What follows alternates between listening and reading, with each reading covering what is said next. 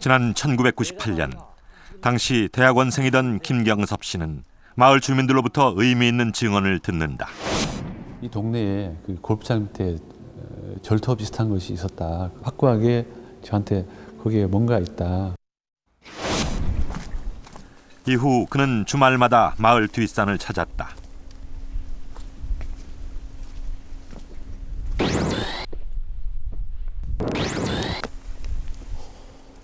주민들의 증언은 사실이었다. 곳곳에 기와 편들이 흩어져 있었다. 더욱 놀라운 것은 명문 기와의 발견이었다. 기와에 새겨진 것은 해음원 3글자.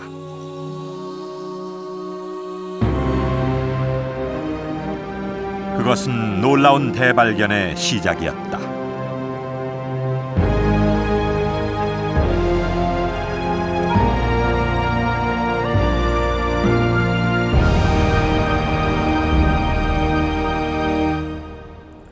건축물은 역사의 한 시대를 가장 잘 말해준다고 합니다.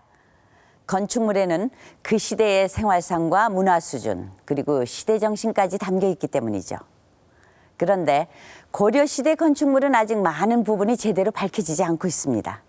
남아있는 건축물이 많지 않을 뿐더러 그나마 많은 유적이 북한에 있어 접근 자체가 쉽지 않기 때문입니다. 최근 깜짝 놀랄 만한 대발견이 있었습니다. 남북한을 통틀어 그 유래를 찾기 어려운 대규모 고려 유적이 발견됐습니다. 파주 용미리의 해음 원지가 바로 그것입니다. 아직 발굴이 다 끝나지는 않았습니다만 지금까지의 성과만으로도 해음 원지는 보통 유적이 아닌 것으로 드러나고 있습니다. 먼저 그 현장부터 보시겠습니다.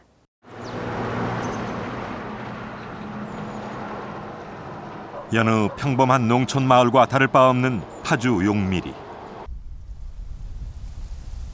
그러나 마을 뒷산 골짜기에는 엄청난 규모의 유적지가 있다. 현재까지 발굴된 면적만도 약 3,300여 평. 산골짜기 전체가 거대한 단일 유적지이다. 곳곳에는 건물의 기초를 이루었던 건축 자재들이 노출돼 있다. 특히 눈길을 끄는 것은 유적지 곳곳에서 발견되는 기와 조각. 유물로서 가치가 떨어지는 이 기와들의 양만 보아도 이곳이 엄청난 규모의 유적지인 것을 알 수 있다. 이 기와들이 여러 시대에 걸쳐 사용된 것도 아니라 한 1세기 내에 짧은 기간 동안에 만들어서 사용되었던 것이기 때문에 이런 단일 건물에서 단일식에 사용된, 그리고 수량이 많고 이런 걸로 봐서 이 해음원이 짧은 기간이지만 상당히 여러 동의 건물과 굉장히 큰 규모로 번창을 했던 것을 알 수 있습니다. 이곳의 기와는 유적지의 성격을 밝혀주는 결정적인 단서를 제공했다.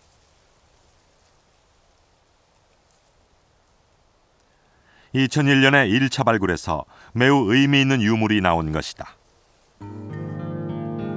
그것은 명문 기와였다.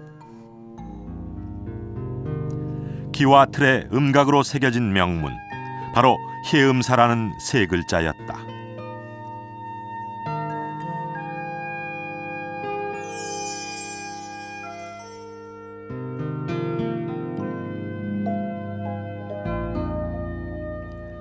이곳에 해음사라는 사찰이 있었던 것이다. 동문선에는 해음사에 대한 최초의 기록이 나온다.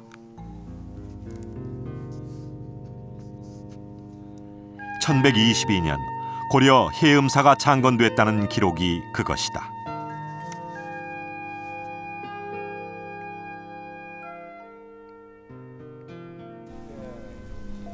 해음사의 모습을 추정해 볼 수 있는 곳이 있다.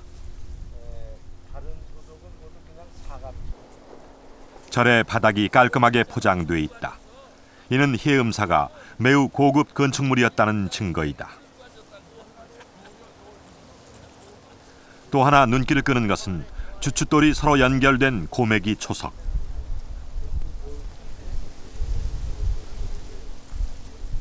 이 고맥이라는 거는 이 벽체 밑에서 하방을 이렇게 올려놓고 그 위에다가 벽체를 세우는 그러한 그 역할을 하는 돌입니다. 그래가지고 이 고메기 돌을 특별히 이렇게 돌로다가 하는 예는 상당히 격이 높은 그런 건물에 이제 사용하는 그런 예라고 볼 수 있죠. 유적지 발굴을 맡았던 단국대 매장문화재연구소. 이곳에는 지금까지 출토된 유물이 수천여 점 보관되고 있는데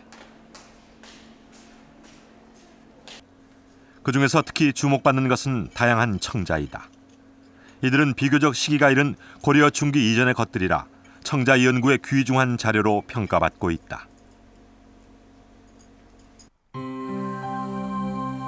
이곳의 청자는 지금껏 단일 사찰 유적에서는 그 유래를 찾기 어려울 정도로 많은 양이 쏟아져 나왔다. 청자의 질 또한 매우 뛰어나다. 특히 놀라운 것은 이들이 고려 왕실 청자와 비슷하다는 것이다. 출토된 예들에서 그 고려 왕릉, 그러니까 왕릉에서 출토된 것들과 상당히 유사한 것들이 다량 출토되고 있습니다. 이러한 상황으로 봤을 때 파주 해음원지가 고려 왕실과 관련된 어떤 시설이 아니었을까 추정하고 있습니다. 일반적으로 청자의 제작 기법은 두 가지. 한꺼번에 여러 개의 청자를 겹쳐 굽는 포개 굽기와 하나의 청자를 갓발 안에 넣어 굽는 갓발 굽기가 있는데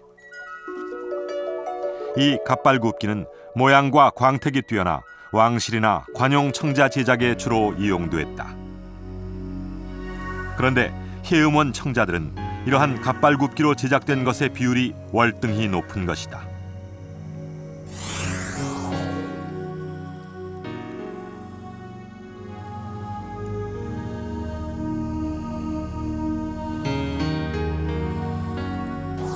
그렇다면 이곳에서 왕실용 청자가 나온 이유는 무엇일까?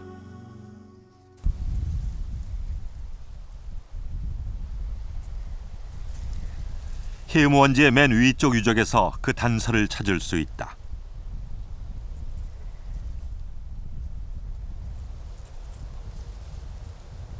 얼핏 보기에도 고급스러운 건축 자재들이 일정한 형태를 이루고 있는데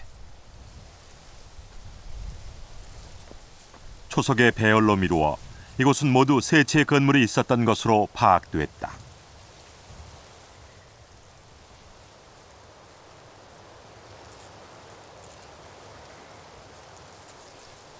여기는 이제 지체 높은 분이 왔을 때 그 기거를 했고 그 마치 그 객사하고 같습니다. 그 전조 객사나 뭐 건물 배치도 가운데 이제 그 전패나 골패를 거기다 모셔가지고 재앙을 한 달에 2번씩 이렇게 지내던 그런 객사하고 그 배치가 아주 똑같죠. 가운데 주 건물과 양옆으로 부속 건물이 배치된 형태. 이것은 단순한 민간 시설물이 아니었다. 관청이나 왕실 건축물이었던 것이다. 이곳의 유래를 기록한 해음사 신창기에 보면 이곳에 왕을 위한 별원을 건립했다고 되어 있다.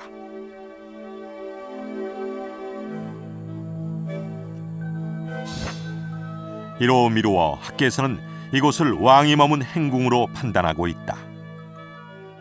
왕이 오실 것을 대비해 가지고 이러한 그 구조를 그 만든 거라고 하니까 이것도 이제 그 행궁적인 그러한 역할을 하기 위해서 이게 만든 거다 이렇게 이제 생각할 수 있는 겁니다. 행궁 터 아래쪽. 아직 발굴이 이루어지지 않은 논에도 다른 건축물이 있었을 것으로 추정되고 있다. 곳곳에 긴 주춧돌과 잘 쌓은 돌 무더기들이 노출돼 있다.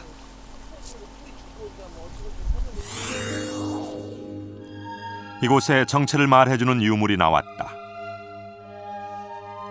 기와에 새겨진 글자는 해음원. 해음사와는 별도로 해음원이라는 건물이 있었던 것이다.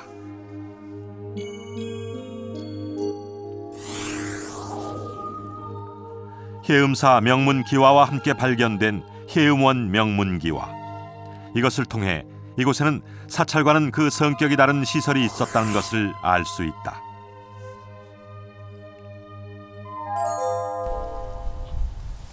사찰인 해음사와 왕의 행궁, 그리고 또 다른 시설인 해음원이 복합적으로 구성된 대규모 유적. 아직까지 정확한 규모조차 파악할 수 없다.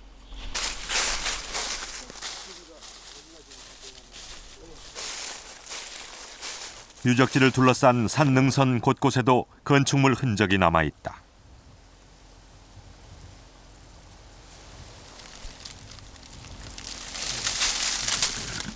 기와와 어떤 초석의 흔적이라든지 건물이 있었던 것이 능선 곳곳에 나타나고 있습니다. 그래서 현재까지 정확하게 이게 얼마나 크기라는 것은 파악이 되지 않고 있습니다. 만약에 이 능선부까지 건물이 확인될 경우에는 뭐 지금까지 출토된 적이 없는 아주 대단히의 어떤 복합 유적군이 아마 발견된다고 볼 수 있습니다. 5년에 걸친 4차례의 발굴에도 아직 그 전모를 다 밝히지 못한 이곳. 고려시대 복합유적지인 해음원지는 고려의 시대상을 제대로 말해줄 대규모 유적지로 평가받고 있다.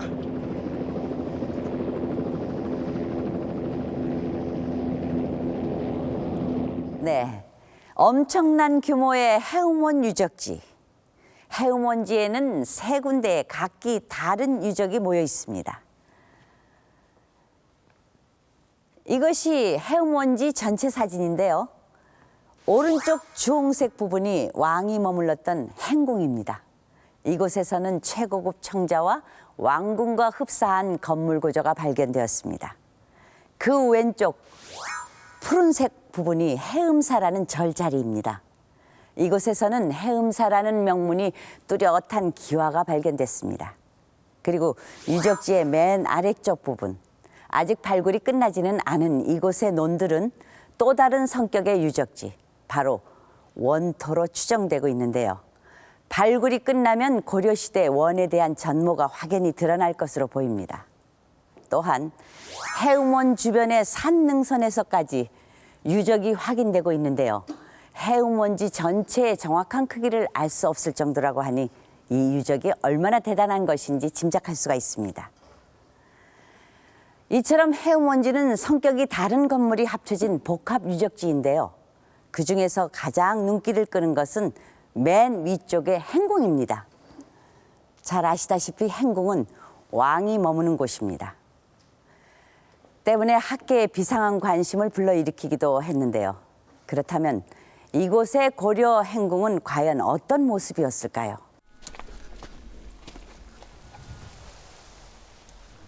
해음원지에 있었던 행궁의 원래 모습은 어땠을까? 건축물에 대한 직접적인 유물이 많지 않아 그 정확한 모습을 한눈에 알아보기는 쉽지 않다. 그러나 유적지의 가장 위쪽에서 그 단서를 찾을 수 있다. 유적지의 경계를 짓는 울타리와 연결된 이곳에는 독특한 구조물이 보인다. 여기서 보면은 세 단으로 되어 있는데요. 각 계단 위의 공간에는 그 화초나 그 키 낮은 감목을 심습니다. 이러한 학예는 그 우리나라 현재 남한에서는 조선시대에 경복궁의 교태전 후원의 학예라든가 창덕궁 낙선제라든가 대조전 학예들이 아주 잘 남아 있습니다. 조선 궁궐의 후원에는 경사면을 따라 꽃계단이 조성되어 있는 것이 보통이다. 경사진 지형을 그대로 이용하여 조경 시설을 한 것이다.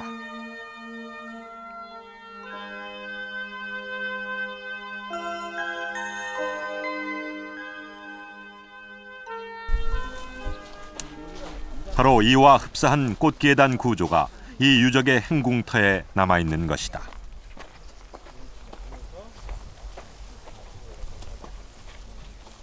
그리고 담장 기단석 사이에는 문자리가 남아있는데 이 역시 조선 궁궐 후원의 문과 같은 구조이다. 이는 비상시 왕의 피난문 역할을 했다. 전통 건축물 복원 전문가들이 행궁토 현장 실측에 나섰다. 희엠원지의 행궁을 영상 복원하기 위한 자료 수집에 나선 것이다. 주춧돌의 크기를 통해 기둥의 높이와 건축물의 크기를 추정할 수 있다. 그렇지. 그 축한을 맞춰내야 된다는 얘기예요 지금. 일단은 정전이 좀 높은 건물로 돼 있고 익사 부분이 낮은 건물로 이루어져 있는 건물로 추측이 되는데 익사 부분과 정전 부분의 그 기둥 간격 차이가 굉장히 좁아요. 그래서 이걸로 봤을 때는 각 지붕이 연결되지 않고 정전 지붕과 익사 지붕이 좀 맞물려 있는. 실측된 자료를 컴퓨터에 입력, 도면을 그렸다. 기둥 모양과 지붕을 받치는 공포 등은 고려의 다른 건축물을 참고했다. 이것이 희음원에 있었던 행궁의 정전 모습이다. 이 밖에도 행궁터에서는 건축물의 지붕 모양을 추정할 수 있는 유물이 출토됐다.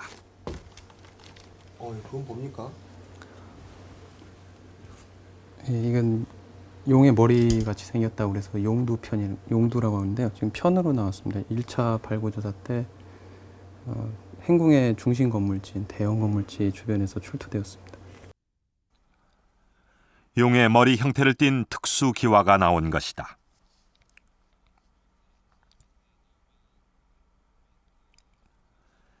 이것의 용도는 무엇이었을까? 용마루 양쪽 끝에 얹혀진 기와인데 지금 그 두부만 남아 있거든요. 머리 부분만. 이렇게 그 이빨도 보이고 해가지고 그걸 용마루에 이렇게 물고 있는 형상입니다. 이 특수 기와는 건축물의 용마루를 장식하던 것이었다. 건축물의 위상을 말해주는 장식 기와였다.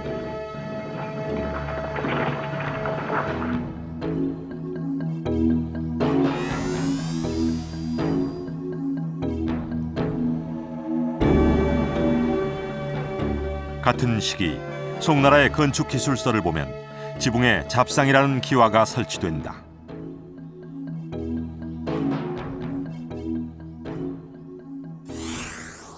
그런데 희음원지 행궁에서도 이러한 잡상이 출토됐다. 물고기와 용의 모양을 합친 독특한 모양이다.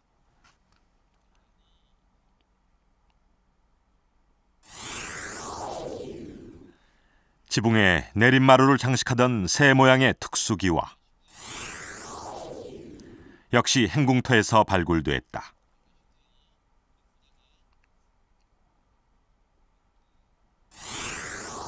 이 새 모양 기와는 고려 왕궁 만월대 그것과 똑같은 모양이다.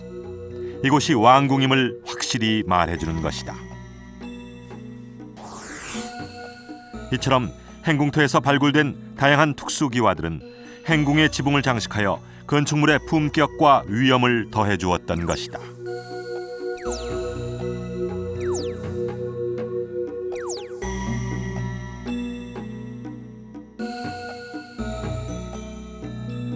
역시 그런 그 특수기와들은 왕권 위엄이나 권위를 나타내는 때로는 이제 건물의 그 수호나 장식적 효과를 나타내는 기와거든요. 그래서 고대 그 건축물에서 그 궁전이나 또 관아 건물에 쓰는 그런 기와라고 볼 수 있습니다.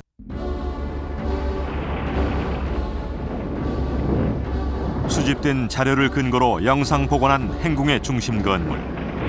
가운데 정전과 두 채의 부속 건물로 이루어진 아름답고 위엄 있는 모습이다.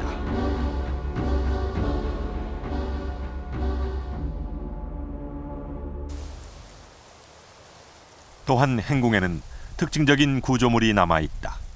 그것은 유적지 전체를 감싸고 도는 배수로인데 물이 풍부한 지형적 특징을 잘 살린 구조물이다.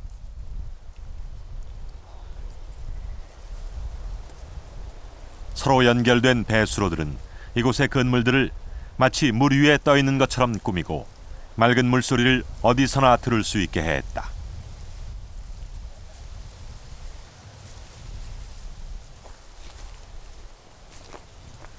그리고 배수로 곳곳에는 방지라는 사각형 연못을 조성해두고 있는데 이는 고려만의 독특한 양식으로 알려져 있다. 이곳은 저 서쪽 수원에서 물이 배수되면서 집수되고 그리고 이제 이곳에는 수초를 심었던 그 연못으로 볼 수 있겠습니다. 해음원지 전체의 수원은 두 군데. 이곳의 물이 유적지 전체를 감싸고 흘러 마지막에는 큰 연못을 이룬다. 유적지의 맨 아래쪽에 있는 대형 연못지. 이곳 연못 바닥에도 주춧돌들이 놓여 있다. 또한 연못 가장자리에는 높다란 초석도 보인다. 이곳에 수상 건축물이 있었다는 증거이다. 우리 이제 이쪽으로 그 배수가 돼가지고 이쪽으로 이제 흘렀거든요. 흐르고 여기도 일부 이제 물이 들어오고 흐르고 이제 한 그런 자리니까 여기다가 이제 누각을 세워가지고 그 경치를 음미할 수 있는. 해음원지의 대형 연못가에는 경복궁의 경회로처럼 누각이 있었던 것이다. 지체 높으신 분이 여기 와서 머물렀을 때에 상당한 그 인원이 여기서 같이 기거할 수 있는 그런 많은 부속체들이 달려 있고, 그런 부속체가 여기저기 있는 게 아니고 아주 정연하게 잘 정리가 돼 가지고 대칭돼 가지고 여기 놓여 있다. 아름다운 후원을 가진 정전을 시작으로 품격 높은 건축물들이 질비했던 해음원 행궁.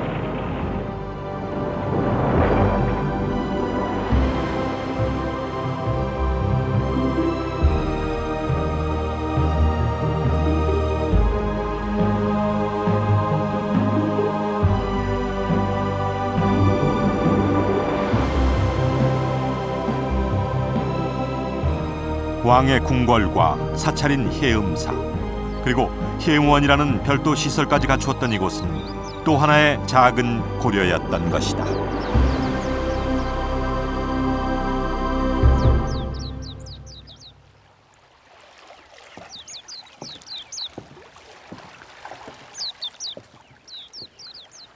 이곳은 영상 복원된 해음원의 누각입니다. 이 누각은 왕의 집무실이던 정전에서 쭉 연결된 곳에 있습니다. 이곳에서 고려의 왕은 연회를 베풀거나 정사를 논했을 것입니다. 다른 곳을 볼까요?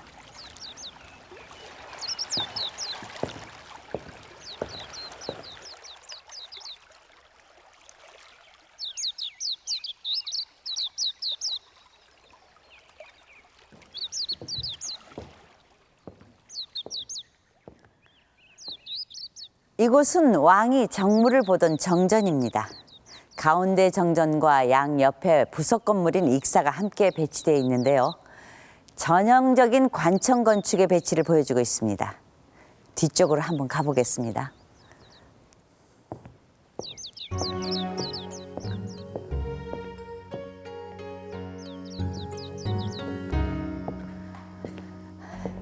이곳은 궁궐의 뒷뜰, 즉 후원입니다. 담장 아래에는 3단으로 만들어진 꽃계단이 있어 아름답게 꾸며져 있습니다.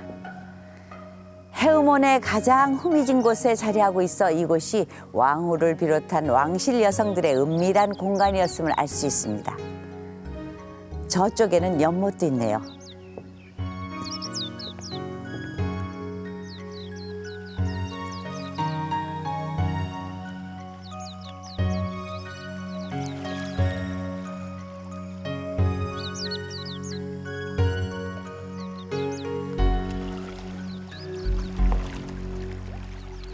연못 위의 이 돌다리와 물소리, 새소리, 고급스런 정취가 물씬 풍기는 연못입니다. 그런데 이 연못이 보통 연못이 아닙니다. 한중일, 삼국을 통틀어 흔치 않은 독특한 것이라고 하는데요. 이 직사각형의 모양은 고려의 대표적 양식입니다. 바닥에 자갈이나 판석을 깔아 인공적 느낌이 강한 중국, 일본 것들과는 달리 해음원의 연못은 자연 상태 그대로입니다. 그 위에 각종 수초를 심었습니다. 이 연못은 배수와 조경을 기능적으로 함께 했던 것이죠. 그런데 여기서 한 가지 의문이 생깁니다. 아시다시피 고려의 왕궁은 개경, 즉 개성에 있었습니다. 그리고 이곳 파주와 개성은 그렇게 멀리 떨어진 곳도 아닙니다. 그렇다면 고려는 왜 개성과 가까운 이곳에 또 행궁을 지었을까요?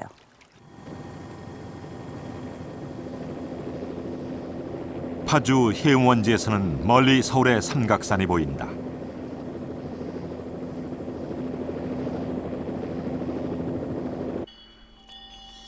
북한산 자락에 자리 잡은 승가사. 통일신라 때 창건된 고찰이다.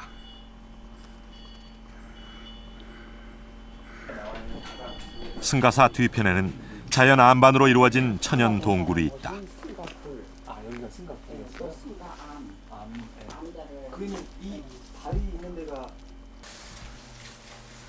이곳에는 여느 사찰과 달리 부처 대신 당나라 고승 승가대사의 상이 모셔져 있다.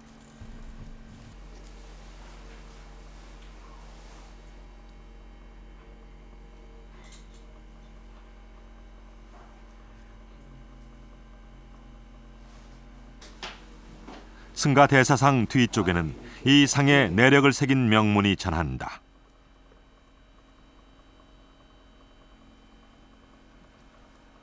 이 기록을 보면 이곳이 고려 왕실과 밀접한 관계가 있다는 것을 알 수 있다. 왕, 패자, 또 군신 그러한 분들이 말 타고 고려도 얼마나 멀겠어요, 그렇지? 저 개성인데 그래가지고 거기서부터 여기까지 그렇게 그냥 말 타고 수레에 보물 싣고 비단 싣고 그렇게 하고 여기 와서 참배 기도드리러 오는데 인산인해를 이루었대요.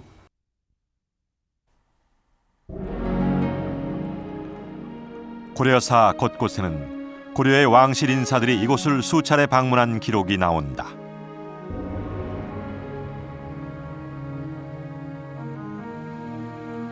해음원 유적지에 행궁을 세운 예종의 아버지 숙종도 신하를 보냈으며 예종은 친히 이곳을 방문, 나라의 안녕을 기원했던 것으로 전한다.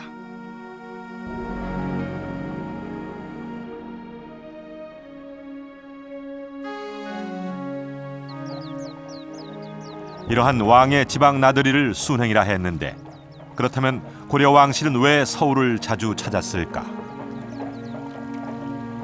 순행이란 순수라고 하기도 하고 순주라고 하기도 하는데요. 이것은 왕이 수도를 떠나서 지방을 둘러보면서 백성들을 시찰하면서 민심을 교화하는 것입니다. 근데 여기에 이제 같이 부응해서 어떠한 경로 행사라든가 제사를 지낸다든가 그다음에 또 인재를 등용한다든가 이러한 행위가 같이 병행되는 왕도 정치의 한 덕목으로 행해졌습니다. 행궁이 있었던 해음원지.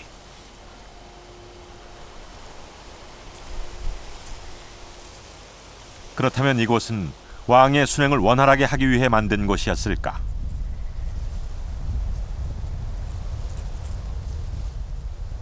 일반적으로 고려 국왕의 순행을 할 경우에는 대체로 중간에 머무는 지역이 대체로 군청의 관하 내지는 중요한 어떤 여관이나 이런 곳에 머무는 것이 일반적인 것입니다. 그런데 기록에 의하면 이 해음원에 행궁을 설치하고 있다는 것은 몇 가지 가능성을 생각할 수 있지 않느냐. 당시 고려 왕들은 남경, 즉 지금의 서울로 순행할 때 관하 등 기존의 시설을 이용한 것으로 전한다. 해음원지가 있는 파주에도 왕이 이용할 수 있는 곳이 있었던 것이다. 그렇다면 왜 이곳에 특별히 행궁을 지었을까? 남경 행차라고 하는 게 단순하게 의례적인 부분에 끝나지 않고 거기에 정치적 의미를 분명히 둔다는 얘기거든요. 행궁을 설치한다는 것은 그냥 임시적으로 왔다 갔다 한다는 그런 의미가 아니고 정기적으로 내지는 아주 비중을 많이 두어서 그곳에 가겠다고 하는 의지의 표현이라고 생각을 하는 것입니다. 고려는 일찍부터 남경, 즉 서울에 주목했다. 서울이 가진 지리적 이점 때문이었다. 서울 일대 한강 유역은 삼국시대부터 각 세력들이 숱한 다툼을 벌이던 요충지였다. 한강을 통해 중국과 교류할 수 있었고 전국의 육로 또한 서울로 집중됐으며 강원 내륙과 남부지방의 조세 역시 한강으로 운반됐다.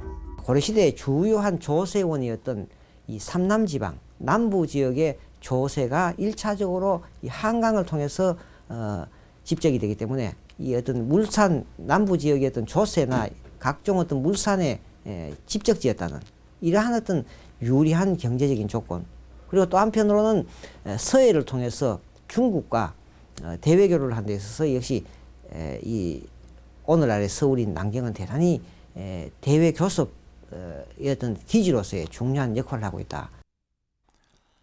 서울에 대한 이런 관심은 파주에 행궁을 건설했던 예종의 아버지 숙종 때 구체화되기 시작한다. 김유재는 상소를 통해 서울을 개발, 당시 서경이던 평양과 함께 국가 발전의 견인처 역할을 맡겨야 한다고 주장했다.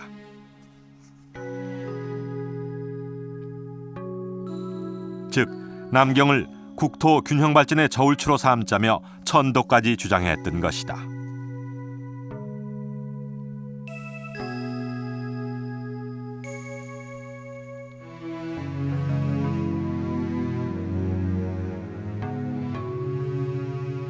이에 숙종은 김유재의 건의를 받아들여 서울로 천도할 준비를 했다.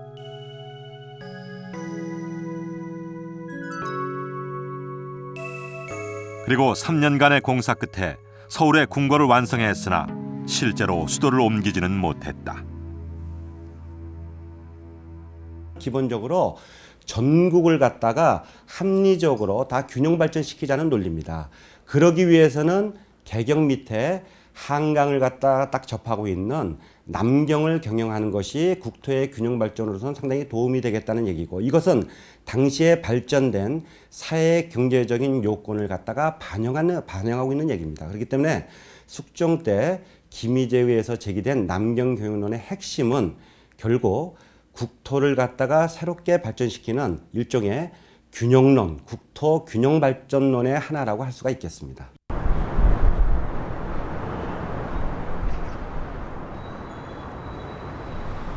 서울은 조선 500년의 수도였다. 그러나 고려는 조선 건국 300년 전에 이미 이곳을 주목했고 구체적인 개발에 나섰던 것이다. 고려 당시에 건설된 궁궐은 조선의 궁궐 위치와 대부분 일치하는 것으로 전한다. 숙종의 뒤를 이은 예종은 남경 천도 의지를 본격화한다. 재임 중 서울을 4번이나 방문해 매번 몇 달씩 머물렀다.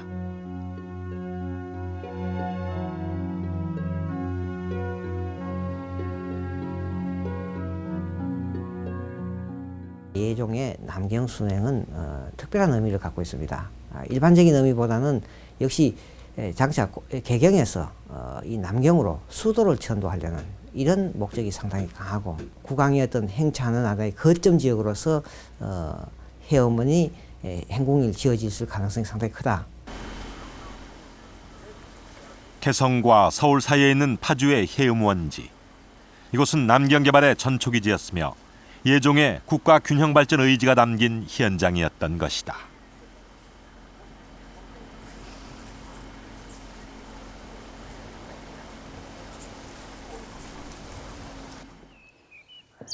해음원에 세워진 행궁은 이렇게 웅장하고 위험 있는 모습이었습니다.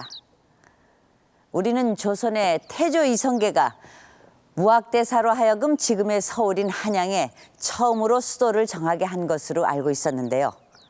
고려는 이미 조선이 건국되기 300년 전부터 서울을 주목했고 개발하기 시작했던 것입니다. 그런데 이 유적지에는 해음사라는 절과 왕의 행궁 외에도 또 하나의 중요한 시설이 있는 것으로 추정되고 있습니다. 바로 이 기와에 그 비밀이 숨어 있는데요. 보시다시피 이 기와에는 해음원이라는 명문이 뚜렷합니다. 즉, 해음사와는 별도로 해음원이라는 시설이 있었다는 것인데요. 발굴팀은 아직 발굴되지 않은 논 지역을 바로 해음원터로 추정하고 있습니다. 그렇다면 고려시대 원은 과연 어떤 기능을 했던 것일까요?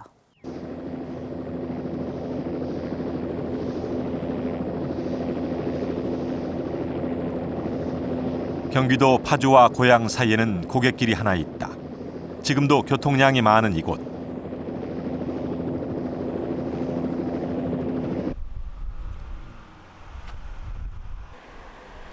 이 고개의 이름은 해음령이다. 지금 이 고개 저쪽으로는 이제 경기도 고양시가 되겠고, 네, 이쪽으로는 파주시가 되겠습니다. 그래서 파주시와 고양시를 경계짓는 그 고갯마루가 되겠고요. 고려와 조선시대 때는 이제 개경과 남경을 이어주는 주요한 이제 간선도로 역할을 했고, 중요한 교통로였던 해음령. 그러나 예전에는 통행이 어려울 정도로 매우 험준한 곳이었다. 조선 중기를 배경으로 한 홍명희의 임꺽정에도 이 해음령이 나온다.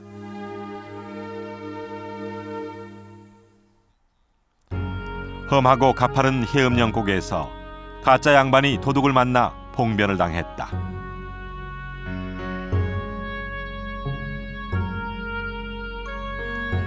이것을 구해준 등장인물이 가짜 양반한테 절을 받는 장면이 나오는데, 이처럼 해음령은 조선 중기까지도 험준한 고개였던 것이다. 주요한 교통로임에도 불구하고 이 해음령이라는 고개가 상당히 사람들이 넘나들기에 어려웠던 그런 고개이기 때문에 사실은 그 해음원지를 창건하게 된 그런 배경 속에도 이 해음령 고개를 말끔히 정리하는 그런 역사성을 보여주고 있는 고개라고 이렇게 볼 수 있습니다.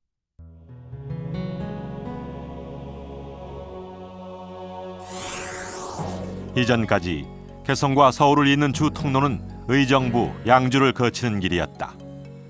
이는 삼국시대부터 주로 군사적으로 이용됐다. 그러다가 사회가 안정되면서 비교적 짧고 평탄한 해음령 길이 부각됐다.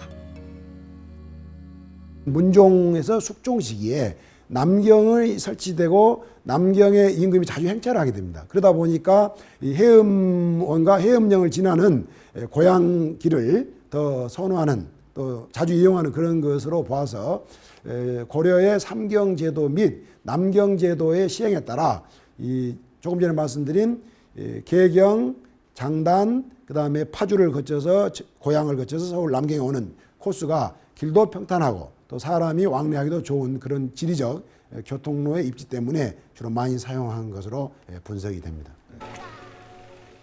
그렇다면 고려의 원은 어떤 성격이었을까? 해음령과 입지가 비슷한 하늘제. 이곳은 오래전부터 영남지방과 서울을 연결하던 주요 교통로였다. 여기가 삼국유사에 나오는 계림령이고요. 지금은 하늘제라고 부르고 있는데, 조선시대 때 기록에는 대원령 또는 한혼령이라고도 이제 불려졌어요. 그래서 이 하늘제 아래에는 잘 알려진 사찰터가 있다. 미륵리 사지는 중요한 교통로에 있다. 이 길이 바로 삼국시대 고구려와 신라를 잇고 마이태자가 금강산을 가며 지났던 하늘제 길인 것이다. 바로 이 사찰 옆에도 원이 있었다. 삼국유사에는 그 원에 대한 최초의 기록이 나온다. 하늘제 아래 미륵대원이라는 원이 있었다는 기록이 나온다.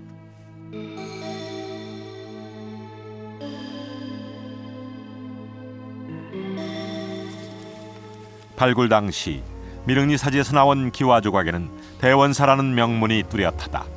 실제로 이곳에 원이 있었던 것이다.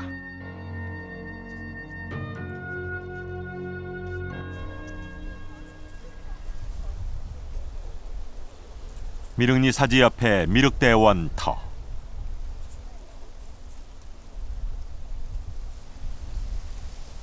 주춧돌들의 배치로 보아 여느 사찰과는 다른 독특한 구조의 건물이 있었던 것으로 밝혀졌다. 저쪽에 남쪽 건물지, 그다음에 동쪽 건물지, 그다음에 이쪽에 그 북쪽 건물지가 길게 해랑처럼 이어지고 있고요. 미음자 형태로 이제 애곽에 들어간 건물지들이 전부 다 그 측면 1칸, 그 정면에서 봤을 때는 13칸이 되는데 각 방 하나하나가 이제 되는 겁니다. 그러니까 이 한 건물에 방이 13개 있는 그런 구조가 되는 거죠. 사방을 둘러싼 직사각형의 건물에 작은 객방들이 있었고 가운데는 뜰이 있었다. 그리고 정문은 하늘째 고갯길 쪽으로 나 있었다.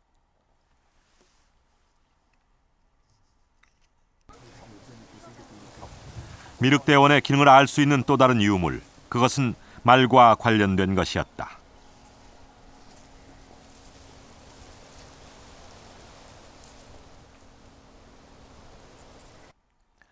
여기에 말 그림이 새겨진 기와까지 나와 이곳 원이 교통수단의 확보와 밀접한 연관이 있는 것을 말해주고 있다.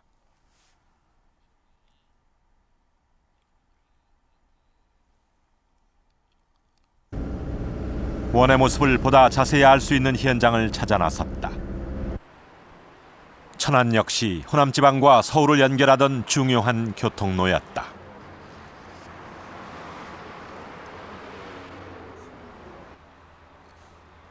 이곳에 남아있는 홍경사비에는 원에 대한 기록이 나오는데 그 내용이 매우 구체적이다.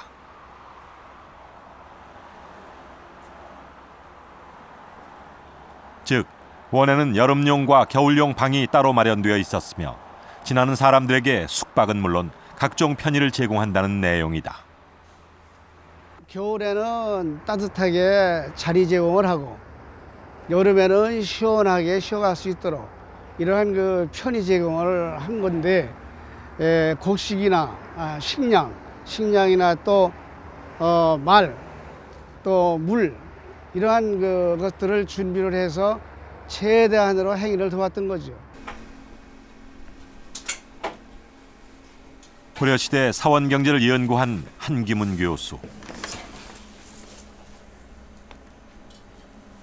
그는 원의 또 다른 기능에 주목하고 있다.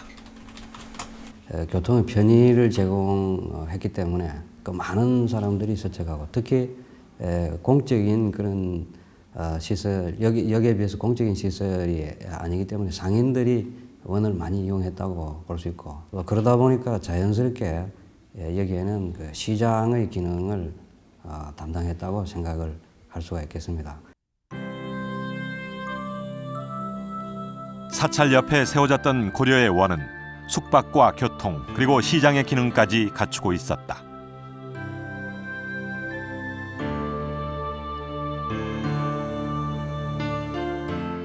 해음원지는 고려 사원이 단순한 종교시설, 그 이상의 기능을 했던 복합시설이었음을 말하고 있다.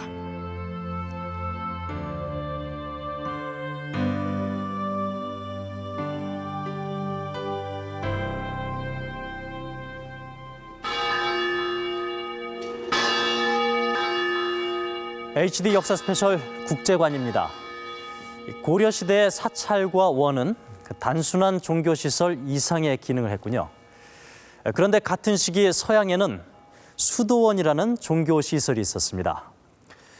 수도원이라고 하면 엄숙한 수행공간, 침묵의 공간이라는 느낌이 강합니다만 그런데 실제로 서양의 수도원도 그 기능이 매우 다양했습니다. 이것들은 중세 수도원들을 묘사한 그림인데요. 이 그림을 보시죠. 지나가던 순례객이 수도원에 와서 잠자리를 청하는 장면과 그들에게 침대를 내준 장면이 보입니다. 수도원의 숙박 기능을 보여주는 그림입니다. 그리고 이 그림은 유스티니아누스 부사제의 치료인데요. 자세히 보면 침대 위 백인의 한쪽 다리가 흑인의 다리로 바뀌어져 있습니다. 부상당한 백인의 다리를 절단하고 대신 흑인의 다리를 접합했다는 건데요. 이러한 고도의 의료 행위가 가능했는지는 알 수 없지만 수도원이 병원의 기능까지 맡았다는 것을 말해주고 있습니다. 이 그림을 보시죠. 수도사가 가난한 사람들에게 빵을 나눠주고 있는데요. 수도원이 빈민 구제 기능까지 했다는 것을 보여주고 있습니다. 이처럼 중세 수도원 역시 단순한 종교시설 넘어 여관, 병원, 사회복지시설 등 복합적인 기능을 했고 그것이 바로 중세 교회의 기본 이념이었던 것입니다. 네, 순례객에 대한 수도원의 이런 기능에서 많은 단어까지 파생됐다고 하는데요. 실제로 영어의 호텔, 하스피틀, 호스피스는 모두 나그네를 뜻하는 라틴어 호스페스에서 나왔다고 하는군요. 그런데 우연의 일치인지는 몰라도 고려의 사원도 서양의 수도원과 비슷한 기능을 했던 것입니다. 차이점이 있다면 서양 수도원이 종교적 기능이 우선이었다면 고려 해음원은 왕실과 직접 관련된 숙박시설이라는 점입니다. 일종의 국립호텔이었던 셈이죠. 그렇다면 이 해음원은 어떻게 세워졌을까요? 해음원 건립 때 결정적인 역할을 했던 고려 관리 이소천과 당시 고려왕 예종의 통치 철학을 만나보겠습니다. 예종 즉위 당시 고려는 매우 어려운 처지였다. 계속되는 여진과의 전쟁으로 국력 소모가 적지 않았다. 이 상황에서도 귀족 계급의 사치와 향락은 끊이지 않았고 부패한 지방관들에 의한 백성들의 수탈도 심했다. 이에 살던 곳을 버리고 떠도는 백성들이 속출했으며 예종은 이런 상황을 십실구공이라고 한탄하고 있었다.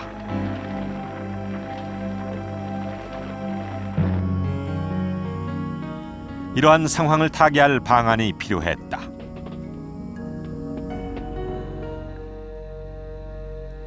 예종 15년 왕의 명을 받고 지방을 순시 민생을 파악하고 돌아온 관리 이소천이 왕과 독대했다.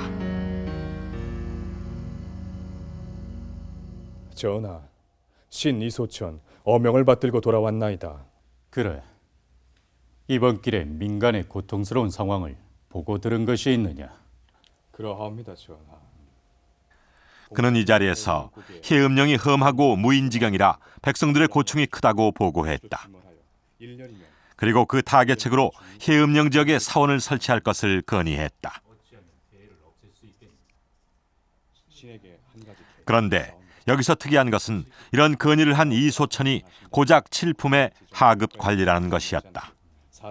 고려 관품 체계는 크게 1품에서 9품까지로 나눠집니다만 크게 보면 6품 이상과 7품 이하로 나눠집니다. 대체로 6품 이상의 관료를 참상직이라고 해서 국왕과 함께 국가의 중요한 정책을 결정하는 조반의 회의에 참석할 수 있는 관료는 6품 이상입니다. 그런 점에서 7품은 전체로 봐서는 하급 관료라고 말씀드릴 수가 있겠습니다. 그리고 7품의 관직은 대체로 중앙과 지방에서 아주 하급 단위의 장이었다. 지방의 경우는 현령 그리고 이 하급 단위인 지인의 장 정도에 불과하고 중앙에 있어서도 아주 작은 감이나 서와 같은 아주 하급 단위의 장이 7품이었다. 이렇게 볼 때 고려 전체의 어떤 관품 체계에서 볼 때는 역시 7품은 대단히 하급 행정 관원이었다. 이렇게 말씀을 드릴 수가 있겠습니다.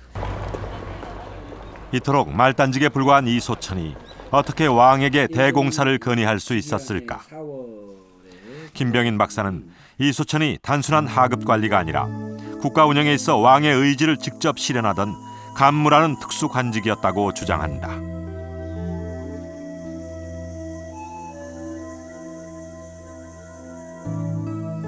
즉 간무는 왕의 측근이자 직속 행정관이었던 것이다.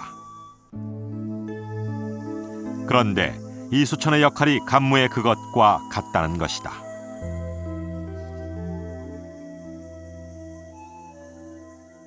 대단히 중요한 교통의 요충지임에도 불구하고 도적대라든가 호환으로 인해서 사람들의 접근이 어렵게 되고 이게 결국은 국가의 어떤 유통 시스템을 어렵게 혹은 마비시킨다는 점에서 국가 통제력이 가미될 필요가 있고 당시에 예종의 측근으로 판단되는 이소천이 파견되어서 해음사를 신창하게 되는데 그런 점에서 이소천이 간무였을 개연성이 있고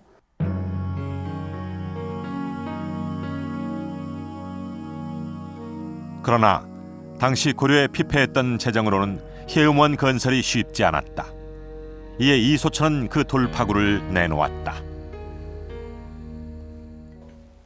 신에게 한 가지 계책이 있사옵니다. 계책이라? 전하께 없어 허락만 해주신다면 국가의 재정도 축내지 않고 백성들에게 부담도 지우지 않고 이 문제를 해결하겠사옵니다. 왕의 허락을 받은 이소천은 즉시 묘향산으로 달려갔다. 기록에는 이소천이 묘향산의 모 사찰을 찾았다고 되어 있는데 이는 보현사로 추정된다. 그는 절의 주지 혜관에게 도움을 요청했다.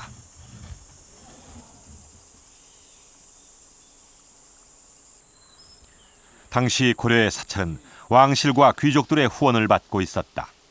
이 때문에 대형 사찰은 재정이 넉넉하고 풍부한 노동력을 확보하고 있었다. 이들은 또한 각 분야 기술을 갖춘 최고급 인력들이었다. 즉 사찰은 조각가, 건축가, 석공 등 다방면의 높은 기술력을 확보하고 있었던 것이다. 국가 이외의 해음원 건설 같은 대역사를 추진할 수 있는 곳은 당시로서는 사찰밖에 없었던 것이다. 이소천은 바로 이 점에 주목했던 것이다.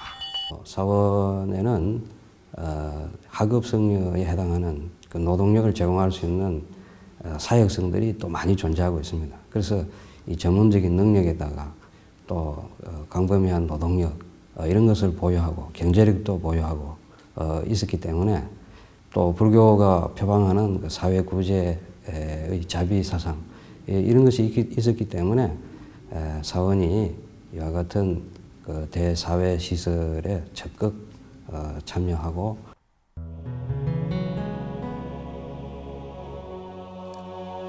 이런 배경으로 고려시대에는 주요 교통로에 대형 사찰들이 존재하고 있었다.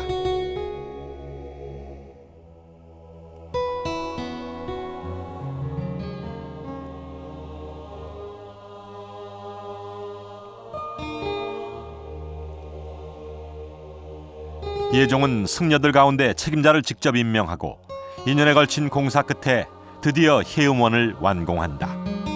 그리고 이소천은 이곳에서 다양한 빈민 구제 사업 등을 펼쳐나갔다. 해음원이 사회복지 사업의 중심지가 된 것이다.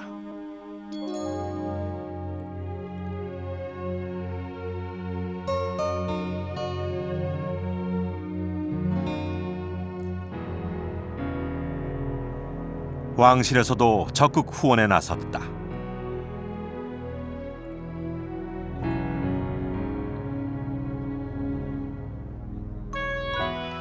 재정적인 뒷받침은 물론 해음원에서 쓰이는 그릇들까지 왕실이 제공했던 것이다.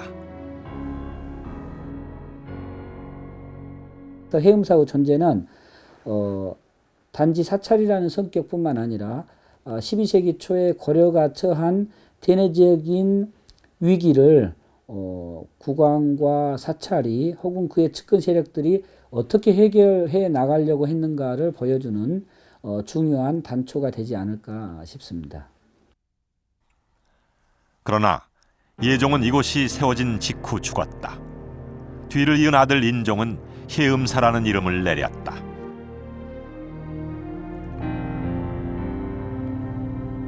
은혜로울 해, 그늘 왕의 은혜가 그늘처럼 넓게 펼쳐진다는 뜻이었다. 국왕의 이상과 불교의 자비 사상이 합쳐진 것이다. 사찰인 해음사, 왕이 머물던 행궁, 그리고 사회복지 시설인 해음원이 복합적으로 어우러진 해음원지.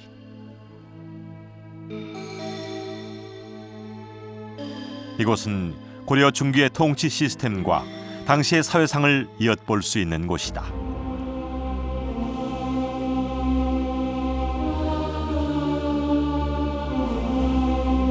유래를 찾기 어려운 고려의 유적 해음원지. 해음원 설립은 민생을 안정시키고 국토를 균형 발전시키고자 했던 시대의 고민과 여망이 담긴 대프로젝트였던 것이다.